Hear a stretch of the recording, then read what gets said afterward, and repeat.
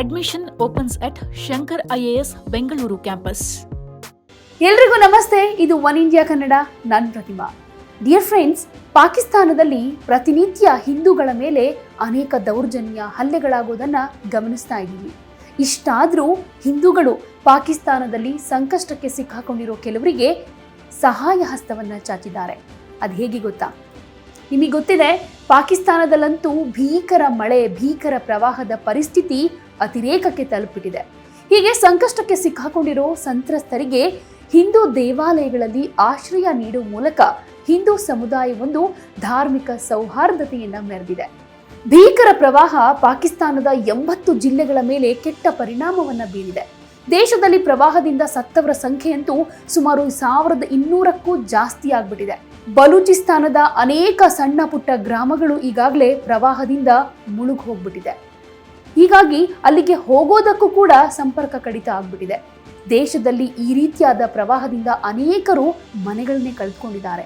ಇನ್ನು ಸ್ಥಳೀಯರಿಗೆ ಆಶ್ರಯ ಕೊಡೋದಕ್ಕೆ ಬಾಬಾ ಮಧುದಾಸ್ ಮಂದಿರದ ಬಾಗಿಲು ಓಪನ್ ಆಗಿದೆ.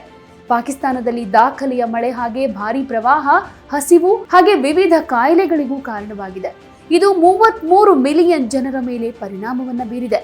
ಪ್ರವಾಹ ಪೀಡಿತರು ಅಗತ್ಯ ಸಂಪನ್ಮೂಲಗಳಿಂದ ವಂಚಿತರಾಗಿ ದುಸ್ತರ ಬದುಕನ್ನು ನಡೆಸೋ ಪರಿಸ್ಥಿತಿ ಇದೆ. ಮುಂದಿನ ದಿನಗಳಲ್ಲಿ ಪರಿಸ್ಥಿತಿ ಇನ್ನಷ್ಟು ತೀವ್ರ ಸ್ವರೂಪವಾಗೋ ಲಕ್ಷಣಗಳು ಕೂಡ ಕಂಡು ಬರ್ತಾ ಇದೆ. ಅನೇಕ ಪ್ರದೇಶಗಳು ಜಲಾವೃತಗೊಂಡಿರುವುದರಿಂದ ಇನ್ನೂ ಜನಜೀವನ ಸಹಜ ಸ್ಥಿತಿಗೆ ಬರಬೇಕು ಅಂದ್ರೆ ತುಂಬಾ ದಿನ ಬೇಕಾಗುತ್ತೆ. ಸೊ ಜನರು ಅನಿವಾರ್ಯವಾಗಿ ಮನೆಗಳನ್ನು ಬಿಟ್ಟು ಸುರಕ್ಷಿತ ಸ್ಥಳಗಳಿಗೆ ಹೋಗಬೇಕಾಗಿದೆ. ದೇಶದ ದೊಡ್ಡ ಭಾಗಗಳೇ ಪ್ರವಾಹದಿಂದ ಮುಳುಗಡೆಯಾಗ್ಬಿಟ್ಟಿದೆ. ಅದರಲ್ಲೂ ಮುಖ್ಯವಾಗಿ ಸಿಂಧ್ನಲ್ಲಿನ ಭೀಕರ ಪ್ರವಾಹಕ್ಕೆ ಕನಿಷ್ಠ 180 ಜನರು ಸಾವನ್ನಪ್ಪಿದ್ದಾರೆ. ಇನ್ನು ಖೈಬರ್ ಪಖ್ತೂನ್ಖ್ವಾದಲ್ಲಿ 138 ಹಾಗೆ ಬಲೂಚಿಸ್ತಾನದಲ್ಲಿ 125 ಜನರು ಸಾವನ್ನಪ್ಪಿದ್ದಾರೆ. ಸುಮಾರು 5 ಲಕ್ಷಕ್ಕೂ ಹೆಚ್ಚು ಜನರು ಮನೆ ಮಠ ಕಳೆದುಕೊಂಡು ಪರಿಹಾರ ಶಿಬಿರಗಳಲ್ಲಿ ವಾಸ ಮಾಡ್ತಿದ್ದಾರೆ ಅಂತ ತಿಳಿದು ಬಂದಿದೆ. ಇನ್ನು ಪಾಕಿಸ್ತಾನದಲ್ಲಿ ನೆರೆಯ ಪೀಡೆ ಕೊನೆಗೊಳ್ಳೋ ಲಕ್ಷಣಗಳೇ ಕಾಣಿಸ್ತಾ ಇಲ್ಲ.